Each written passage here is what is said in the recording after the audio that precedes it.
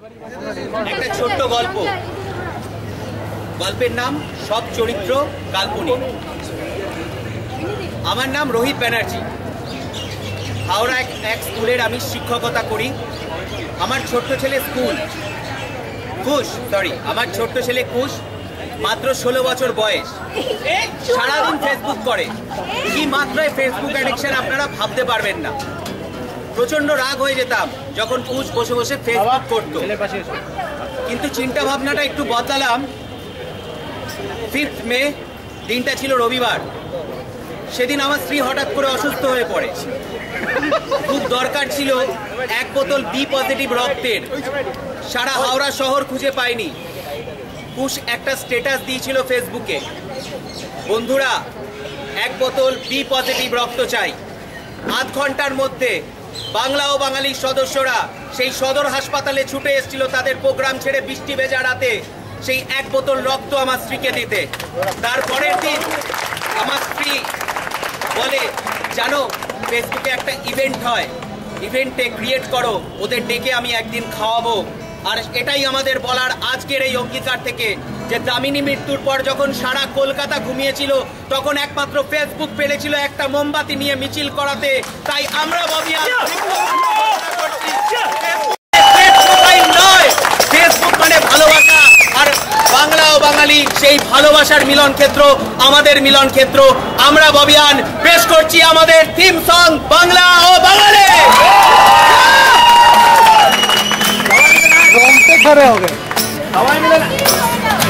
সবাই মিলে চাই থিম সং আজকে উদ্বোধন।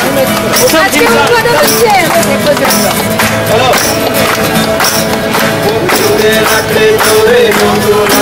আপন করে করেছি আমাদের পরিবার, সত্য আশা সাথে নিয়ে ভালোবাসায় রেখেছি বন্ধুদের রাখলে ধরে নতুনত্ব আপন করে করেছি আমাদের পরিবার। বুকের ভেতর সত্য আশা সাথে নিয়ে ভালোবাসা রেখেছি আমার কথা। তোরা বাংলা ও বাঙালি, বাংলা মোদের আশা, বাংলা মোদের জন্মভূমি আর বাংলা মোদের আশা, বাংলা মোদের মাতৃভূমি আর বাংলা পরিবার। এই বাংলা থেকে স্বপ্ন বুকে রেখেছি আমরা।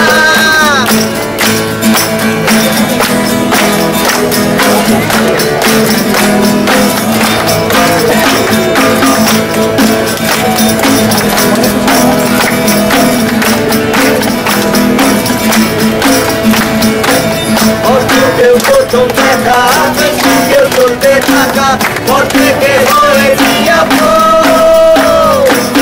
ওই সুন্দরের সাথে ঘোরানো হাসি সবার মুখে ওদের চোখে সব। বাংলা ও বাঙালি, বাংলা মোদের ভাষা, আর বাংলা মোদের আশা, বাংলা মোদের মাতৃভূমি আর বাংলা পরিবার। এই বাংলা থেকে স্বপ্ন বুকে রেখেছি আশা।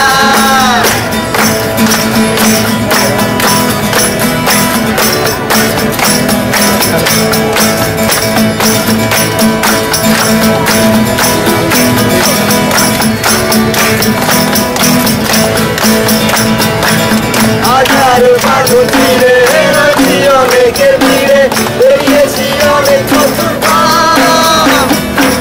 সংকল্প দৃঢ় করে কমিয়া বুকে নিয়ে চলেছি সাহসী উদ্যম। হাজার পাগল তীরে রয়েছি অনেকের ভিড়ে, বেরিয়েছি অনেক নতুন